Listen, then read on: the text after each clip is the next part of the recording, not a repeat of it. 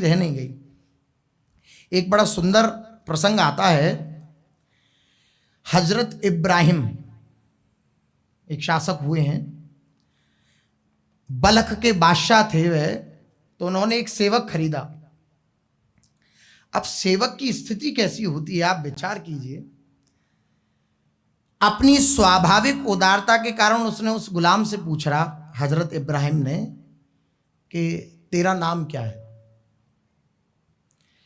गुलाम ने उत्तर दिया, जिस नाम से आप मुझे पुकारें वही मेरा नाम है। यह है सेवक, यह है गुलाम, इसे कहते हैं सेवकत्व। मेरा नाम भी अब मेरा नाम, मैं बेनाम हो गया, मेरा कोई नाम नहीं है। आप जिस नाम से पुकार देंगे वो मैं हो जाऊंगा। बस क्या बात है, अद्भुत बात। इब्राहिम ने पूछा कि तुम्हारा नाम क्या है, तो वो गुलाम बोला कि जिस नाम से आप पुकार दें वही मेरा नाम है। बादशाह बड़ा प्रसन्न हुआ। फिर बादशाह ने दोबारा पूछा, एक प्रश्न का उत्तर दो, तू क्या खाएगा। तो गुलाम बोला, जो आप खिला देंगे वह मैं खा लूंगा। अच्छा, तुझे कैसे कपड़े पहनना पसंद है बता। गुलाम ने कहा, जो आप पहना देंगे वही मैं पहन लूंगा। बादशाह, तू काम क्या करेगा। जो आप कराएंगे वह करूंगा। आखिर तू चाहता क्या है। बादशाह ने हैरान होकर, क्योंकि ऐसा सेवक बड़ी मुश्किलों से मिलता है और पहली बार हजरत इब्राहिम को ऐसा सेवक मिला, ऐसा गुलाम मिला, तो उसने कहा कि तू ऐसे प्रश्नों का उत्तर दे रहा, तू चाहता क्या है, तू बता, तेरे हृदय की लालसा क्या है। तो बहुत प्रसन्नता से मुस्कुराते हुए उसने कहा कि हुजूर, आप कह रहे हो चाह क्या है। गुलाम की अपनी कोई चाह नहीं होती, मेरी कोई चाह नहीं है, क्योंकि गुलाम की अपनी कोई चाह नहीं होती। मालिक की चाह ही उसकी चाह होती है, अपनी उसकी कोई चाह नहीं होती। शांतिपूर्वक खड़ा रहा ये कहकर।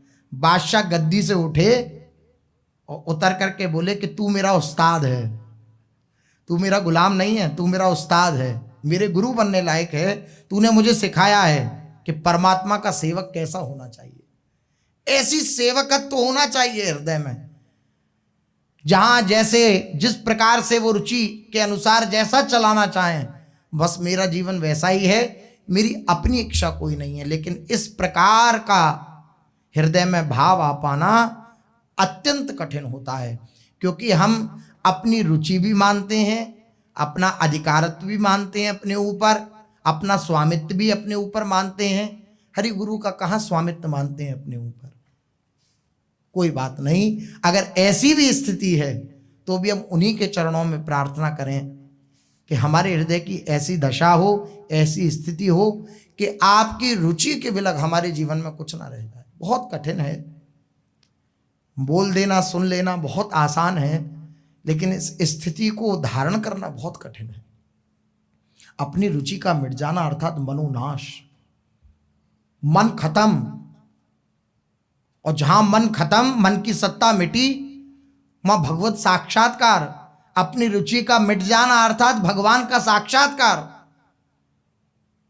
तो इतना आसान थोड़ी है, लेकिन बार बार उनके चरणों में हम प्रार्थना करें कि हम जैसे भी हैं, कभी बस ऐसी घड़ी जीवन में ना आए कि आपसे विलग होकर हमें जीना पड़े। प्रगट में भी आपकी कृपा बनी रहे, आप हम पर ऐसी कृपा भीनी दृष्टि से, अपनी उदारता से हमें ऐसी क्षमा करते रहें। आपका जो ये क्षमा उत्तम श्लोक नाम है, दीनों पर दया करना आपका स्वभाव है, उसी स्वभाव से आप बरतते रहें, बस यही इच्छा है। बाकी अगर हम कोई दावा पेश करें कि हमारे अंदर ऐसी ऐसी योग्यताएं हैं कि हम बहुत अच्छे सेवक हैं, तो ऐसा है नहीं।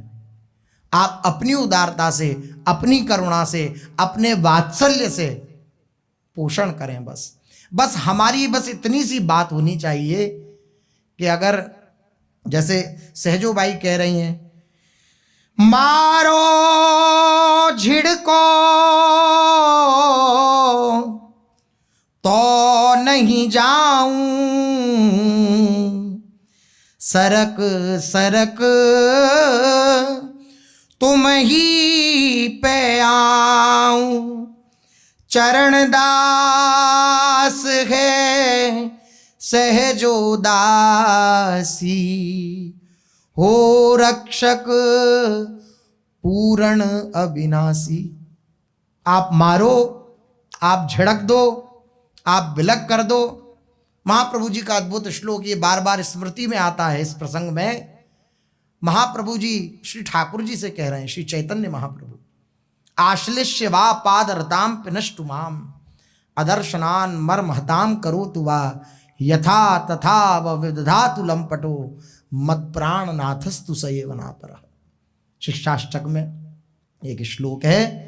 महाप्रभु जी कह रहे हैं, आप मुझे गले से लगाओ या मुझसे पाद का प्रहार करके, अपनी पादुका का प्रहार करके मुझे अपने से विलक कर दो। पादरताम पिनष्टुमाम, और अदर्शनान मर्महताम करो तुवा, दर्शन न देकर मेरे हृदय को मर्माहत करो। लेकिन मैं हाथ उठा करके कहता हूं, श्री कृष्ण आपके सिवा प्राणनाथ जीवन में और कोई नहीं है मेरे। ये बात हृदय में आए। आप खूब मारो, आप खूब झिड़को, आप खूब धुतकारो, लेकिन मैं सरक सरक कर आपके ही चरणों में और सिमटती। कल महाराज जी उदाहरण दे रहे थे कि अगर माता मारे अपने बालक को तो बच्चा बार बार उनके ही गले लगता है। अगर मां मारे तो बच्चा बार बार, छोटा सा जो मार रही है मां उसी के गले से लिपटता है बार बार रोता हुआ, तो मां पिघल जाती है। वात्सल्य समुद्र है, वो उसके सुधार के लिए उसके ऊपर प्रहार का नाटक कर रही है, वरना उसके हृदय में अत्यंत वात्सल्य आपके सुधार के लिए।